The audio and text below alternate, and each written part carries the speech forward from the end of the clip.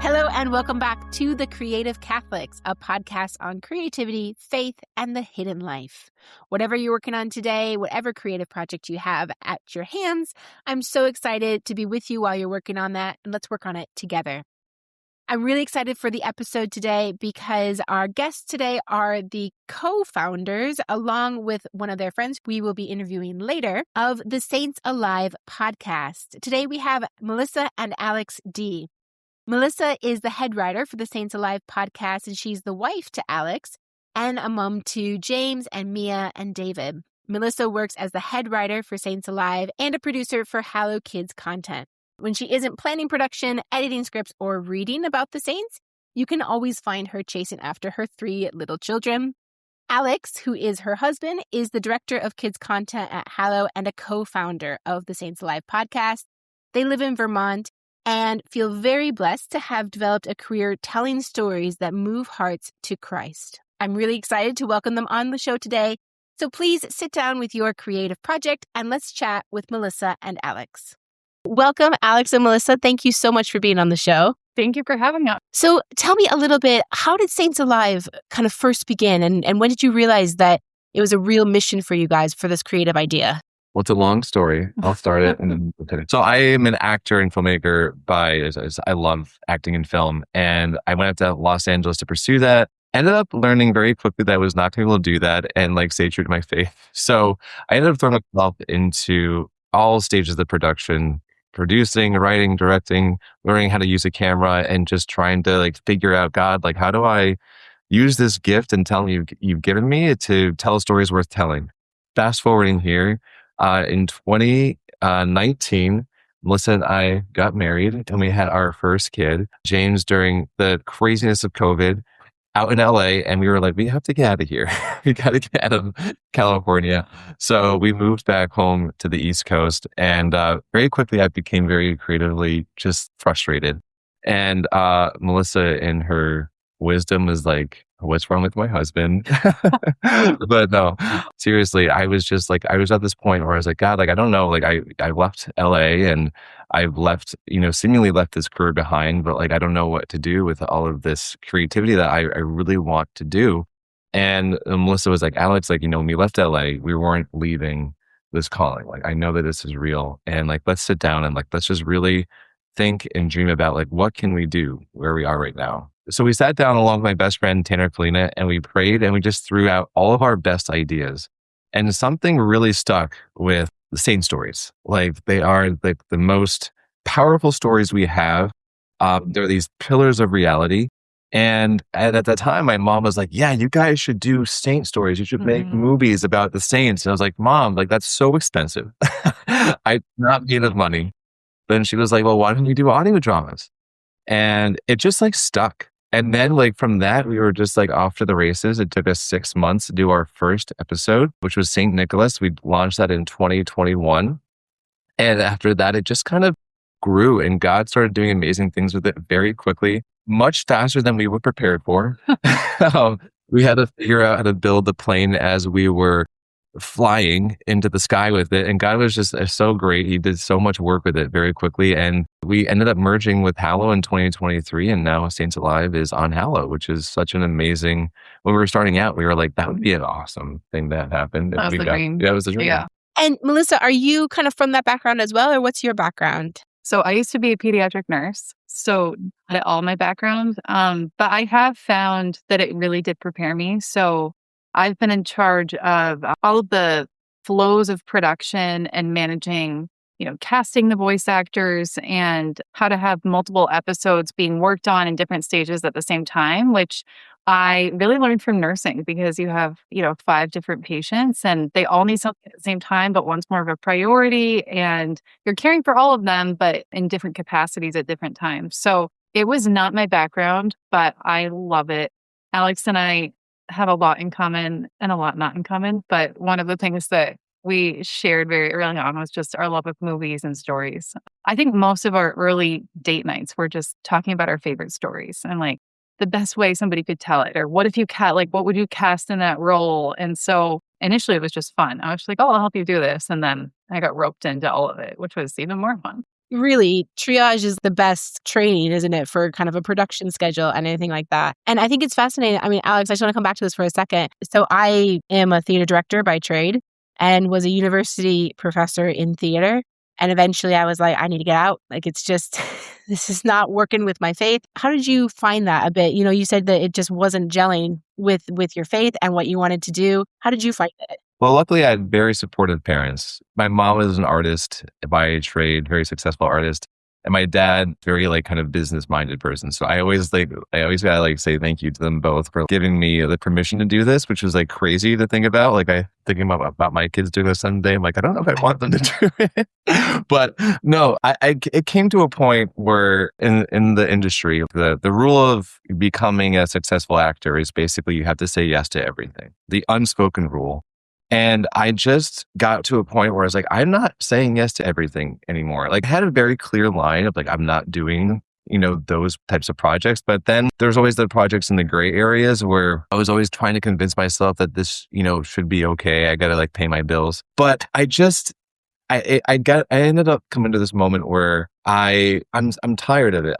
God, you gave me this amazing love of film, of acting, and I have a talent for it. But if I'm going to use it, I want to actually use it to proclaim your goodness and your beauty and your truth. Because also doing these other things, they're empty. They're actually emptying me. I feel numb and empty at the end of it. And if I'm going to do this, if you want me to do this, then I'm going to do it the way you want me to, because it's the only way I'm going to feel alive in the end anyway. Yeah. And it was one of those things, once I actually stepped away from the university, I took a bit of a break and I was like, right, I'm just not going to do anything creative or artistic because I'm raising 5 kids and that's enough. I'm busy there. I'm homeschooling them. That's what I'm going to do. And then about 6 months ago, my husband, who is also in science, he's a radiographer, so very similar dynamics, but he's a painter as well. So he has that artistic side to him. But he was very much like, Alex, I can see your creative soul. It's trying to get out. You need some sort of creative outlet. And I think that is something that so many people have, where they have that creativity inside them and can't just shut it off. They have to do something with it. But trying to then do it in line with God's plan is a hard one to figure out. But you guys have done an amazing job turning that switch on with Saints Alive.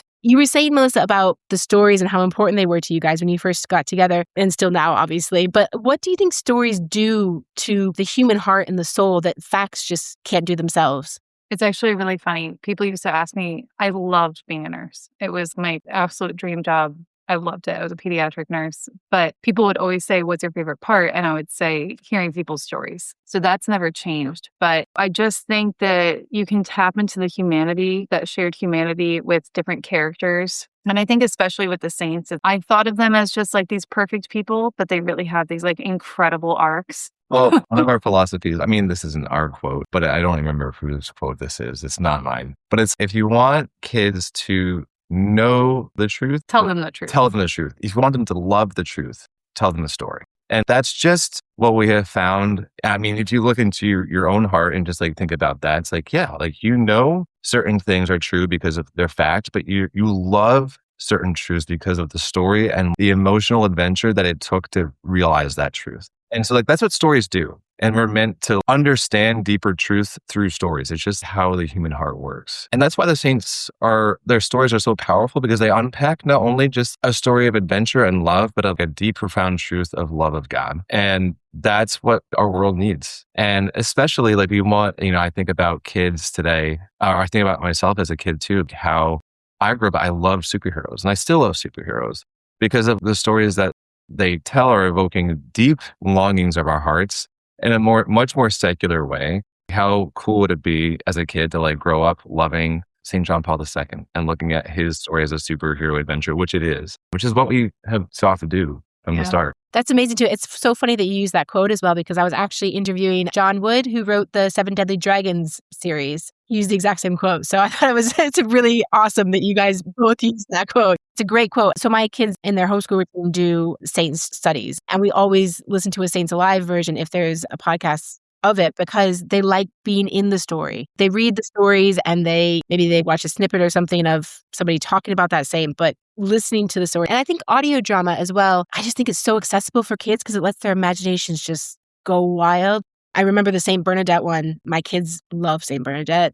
They love Our Lady of Glories. And so we've listened to that one so many times. But that one in particular, my daughter just like, I imagine this and that and this and that. And it's really, I think it's something different for kids than just videos or theater even. What have you guys found with using specifically audio drama for these stories?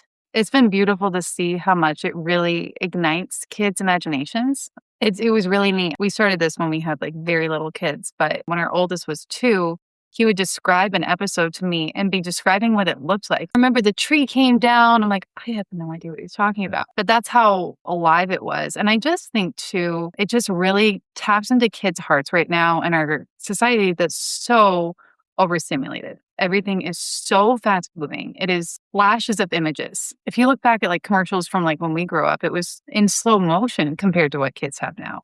And I think just taking away the overstimulation and just letting their mind fall into the story. I think that that's one of the reasons that this has been successful is because it's just captured kids' attentions away from screens.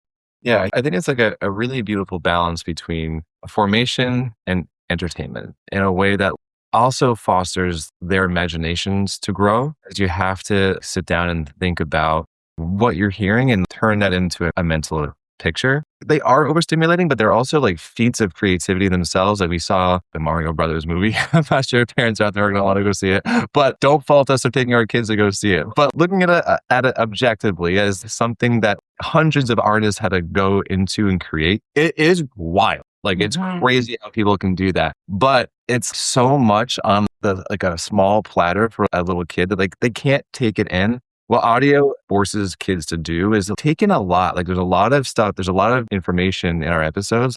You can talk to our editors. We have thousands of layers going in. All of those things like kids have to like then picture. And it just is like this co-creation of the story that I think is really beautiful and super unique in terms of all of the other methods of entertainment, whether it's a stage, visuals on the screens, like that's all done for you. But with audio, it's not. And I think as well, I mean, there is kind of I'm trying to think of the word, maybe like a respect almost to children by doing an audio drama because their imaginations are so active that when you give them a film or something like that, it does all the work for them. You're right. It doesn't use their own imagination. Whereas, yeah, like when we just give them an audio drama, they have to picture everything. My kids like draw pictures afterwards of what was being described in the audio drama. And you're like, wow, it's pretty vivid. They really capture on even to like really small details that they missed in a film or something because something else was happening. What goes into the creative process for one episode, let's say? It's a 6-month production process. So it starts with, we pitch a writer. I'm the main writer, but then we have other contracted writers who've been doing this for years and they're really great. And we pitch them the concept. They come back with an outline and then first draft edits, second draft edits, third draft edits. Then we go through fact checking and theology checking with different people. And that's like a 2 to 3 month process just right there. And then we break down all the characters in each episode. So quality is just our golden star. So every little detail matters. And initially, if we had Roman Guard 1, it's just like, it doesn't matter. And now we realize the best actors we can find want that character to play. So now the Roman Guard is like mid-30s male, father of 4, conflicted about his role, this time period, loves to do this on the side, So we do character breakdowns for every character. There's usually about 20 to 25 actors to cast. Then we go through hundreds of submissions and find the best ones. Sometimes there's second auditions. They record virtually, which is amazing. I can't imagine doing this all in person. Alex is the narrator, which is helpful. And then we send it off to our editing team and they start laying it down with layers upon layers upon layers upon layers of sound effects and music. And it goes through about a month of edits total. And it goes back and forth. Alex is the director. So he has that final say on his songs he wants. And we need a different type of footstep here. And let's have the actor do another take. I didn't like that one. So it's a lot of tiny details that make it up. And it's really fun. It's a total adventure every time. It's unpredictable. That's crazy. Yeah. And then, there's throwing in the mix, we're directing actors sometimes in person, sometimes virtually. And, it's never the same. We think that we're always going to figure out like the recipe for how to make it smooth. Generally, we have a pretty good handle on things, but God always surprises us with like a new challenge to figure out we're telling these stories because every saint is so different. And how do you guys go about picking which saints you're going to do? That's actually our users. So all of our listeners, we've gotten requests for all of the years that we've done this. And I've kept a chart with everybody's requests because I want to honor what people want to hear, especially like these kids that have such devotion to saints. So every time somebody emails or messages, I put it on this document. And by the time there's been a saint requested like times 6, I'm like, all right, we got to do Elizabeth. So it's definitely, I think it's kind of like audience picked, and then we let the Holy Spirit guide us, just trying to follow the liturgical year when we can, following feast days, or if there's certain themes for different like challenges that we're doing, we'll follow that. But you can't pick a bad saint. Do you guys each have a saint that you really, really want to do that you haven't done yet? It's a good question. Yeah. I would love to do St. Paul, but that just seems like a whole series. St. Faustina has been requested a lot. And honestly, St. Francis of Assisi, I can't believe you haven't done that. We haven't done him yet. Yeah, he's definitely high on my list that I really want to do. We have not done, and it's like kind of a no-brainer. We have not done him yet. I mean, yeah, but you were saying there's no bad saints, obviously, so you can't go wrong with that. So obviously, you're making all this meaningful, creative work, but you're also in a season of raising young children. How have you learned to kind of build your creativity kind of in this season that's been probably quite noisy or busy? So how have you found that? How have you built creativity and strengthened your creativity during that time? I think it's been a lot of compartmentalizing our work. Initially, we had really little kids that would go to bed early and we would work till 1 or 2 in the morning and just be sleep deprived. We were already sleep deprived as parents. And now Alex is now full-time doing this. He's a director of kids content at Hallow, which is such a blessing. Yeah. So initially he was doing his full-time job and this, which was just insane. And I'm part-time, which is just such a gift. So I think something like we have a no work target dinner. Struggle to follow. Yeah, we do struggle, but we try, especially with the kids. Yeah. I don't know. I think our day, like my day kind of falls into a certain rhythm. So it's like my day starts with the kid. I usually start with work before the kids get up. And then it falls into taking care of the kids, homeschooling, getting them outside. In the afternoon, I have a babysitter. I'll work again. So it's kind of like a flow to each day. I'm an early morning guy. I have to get up very early in the morning and have that quiet time and just think about what we're working on. And like, hopefully the Holy Spirit's going to move me today to give me some inspiration for those challenging moments for like when we are struggling with a script or a moment in the story or, a creative decision to make. Having those early morning quiet time is very important for me, and Melissa can attest to that. Yeah. I sleep in on that. I think another thing too, it's grown and grown and grown and grown. And our team has expanded and our reach has expanded. And with that, we've also gotten burned out at times. Like it's just been like, oh my gosh, this is so much. And that's where the creative juices run out. And we're just like, I don't know. I don't know what to do. And what we've realized this past year, especially, is really blocking off time to let our imaginations be sparked. So as a team, we're meeting monthly to watch a short film and talk about it, or we're going to read a book together, and just to take that time to just let our ideas run wild and to go back and forth, because that's the fun part. And that's where the good ideas really come from. But it's hard to prioritize that when there's so many other tasks, but it's one of the most important ones. Yeah, it's very easy as a driven creative to forget that it's hard to give what you're not receiving. Mm-hmm. So you need to remember you need to fill your cup. And I think that we tend to operate a lot on like just constant emptying of it. But yeah, it's just like, it's very important to slow down. And that's a note to myself because I'm not good at doing that. I think it's difficult too, because I think as parents and married and creatives and having jobs, all these sorts of things, you actually have multiple cups. And when you have multiple cups that are only half full or very, very close to being empty, you actually, I at least find that when one gets a bit lower, all the other ones just start to really struggle as well. Even if I was doing really well in one of them, it's like, no, it's actually coming down a lot. And the creativity one, the burnout it's a real thing. And how do you guys move forward through that burnout other than, taking some time to fill up that creative cup? What other sorts of tactics do you have for building that back up? I think we read the book Creativity Inc., which is about Pixar and its founding, which is just really interesting. But something that they talked about in that book was you either feed the beast, which is just people want more, just keep doing more, just keep upping it more and more and more, or you save the baby. You save the baby, which is just you take care of the quality and you just slow down and like save that baby. Mm-hmm. So we've had to cut episodes from production. This past year, we had an episode slated for January, and it was really hard because we don't want to disappoint people, but we've had to cut episodes where it's just, we can't pull it off. and like we have to take time to hone in on this other series that we're working on. We've started doing Saints Alive in series. So we used to do it year round, kind of like an episode every month. And we're spending the summer creating a backlog for the year. So there aren't new episodes in the summer, but each September it starts a new season. So it's been hard to just kind of say no to feeding that hungry beast. But it's also, I think, helped us improve everything overall. And taking time to pray. Generally, I really strive to pray a rosary a day. Not perfect at it, but that's always like my goal.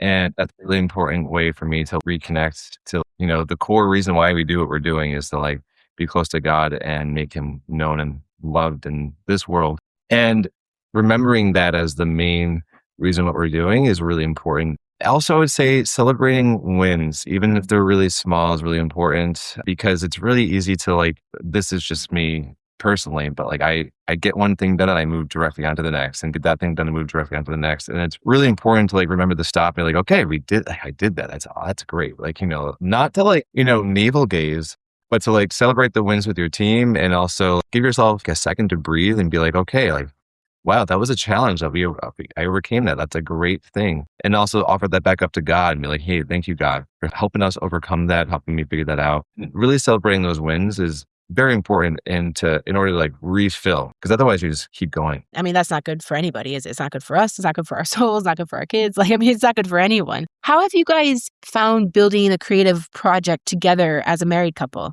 It's awesome. It's really fun. Yeah. That's it. It's awesome. No, it's great.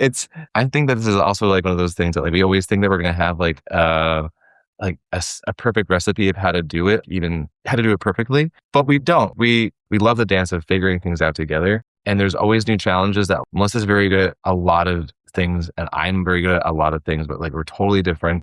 And figuring out how to like do that dance with each other, it's always an adventure and it's always a joy with a lot of struggles too. Yeah. But it's honestly like the biggest blessing to be able to do this vocation. Like our vocation is marriage and fatherhood and motherhood. And then being able to unite that with our work is a very unique gift. Like we are so blessed that we get to do this. And even like we have this moment, we have a creative difference or, oh shoot, like I screwed this up, but now I'm mad that you're noticing that I screwed this up. But it is such a blessing. When people always ask us like, how do you guys do that? Like, I don't really know other than it's just every day we get to like wake up and be like, how are we going to like help each other in this amazing adventure that we're on? Yeah. It's been so fun. And it feels like we're on a mission together, which is just so uniting. There are times where it's really hard, where we don't agree on something or like we have to figure that out. But we've also just developed this system of just total honesty. And also, I mean, truly like taking feelings out of most of it and just being like, okay, what's the best way that we can do this? How can we tell this story best? Who's the best actor? Why are they not the best actor? And I'm realizing that, that stuff is not the same as like our love for each other. Yeah. We've had a lot of conversations where it's, okay, like we're disagreeing about something, but it's not about our love or our marriage. It's about this specific thing that we're working on. Yeah. It's like, this is the office work. Yeah. It's funny. Like our son, actually today we were talking about something. It was some sort of schedule of something like, well, I don't think that makes sense. Okay. And our son came in, he's like, are you two in a squabble? I'm like, no, we're not in a squabble. We're in a work talk. Work talk. That's it is kind of wild. I can't imagine doing this with anybody else because it's just constant back and forth. It's like, hey, did you see that? Yeah, I already sent that. And did you already? Yep. It's just this constant wheel where we always know what the other person's kind of in the midst of and doing. And it's a lot of fun. And I think it takes it's definitely a calling from God then when, a married couple has to work on a project together. And because obviously you're already working on your marriage and your family, but then taking on a creative project as well definitely has to be something, with the grace of God, because the projects that I work on with my husband, there are times you just have to separate emotion. And I don't think this is the right idea or this is the right thing. Whereas I'm quite blunt about things. He's very quiet and but you can just tell on his face when he's like, no, do not agree with this. Yeah. I think every married couple has that, don't they? Where they just recognize that face in somebody and the other person, they're like, yep, that's okay. I'll just stop. Yeah. How many Saint stories approximately have you had now published? I don't know. I think close to 75. Okay, yeah. It's a lot. I'm not entirely sure because you have some that have multiple parts as well. Yeah. Obviously the big stories. And which saint stories do you think kind of have most powerfully helped or worked with families today, kind of in the culture that we're living in? I think there are two that really jump out. One is Saint Gianna. And she was my patron saint. So I loved writing that episode. And we found a really, really amazing voice actress that just like carries her part really beautifully. But I was also nervous because it's obviously just like bringing up the subject of pro-life. It's heavy. Like this mom dies and she's a mom of young kids. And I was definitely nervous for kids to hear that. Kids love that episode and parents do too. But that one I think definitely sticks out as being kind of like a culture shaker because she had such a seemingly ordinary life, but it wasn't at all. So I think that one is one that definitely sticks out. Another one that sticks out to me, and there's a lot of them, but I don't know. I always come back to St. John Paul II because like it's easy to look at the saints as like, oh, they had, these really perfectly smooth lives that allowed them to be holy. And they got to holiness because of like ease, mostly. I think it's an easy temptation to fall into.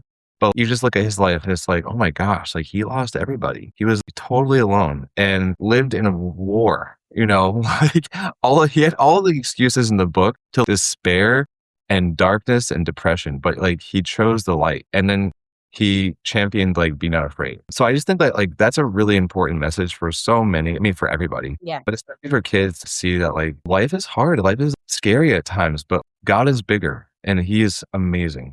And St. Paul II just lived that out in one of the most beautiful ways, I think, for like of recent times, obviously. I think too, John Paul II in general, I think is an amazing beacon for all of us. My husband was living in Italy during John Paul II and had mass with him and, like these sorts of things. My kids just freak out that he had mass with a saint, but it makes it so much more. The fact that he's so close to their time frame in our lives, I think also makes sainthood feel attainable and accessible. You talked a little bit about this before, but why do you guys find that quality, especially in the audio drama, is so necessary for kids drama, quote unquote, for podcasts for kids?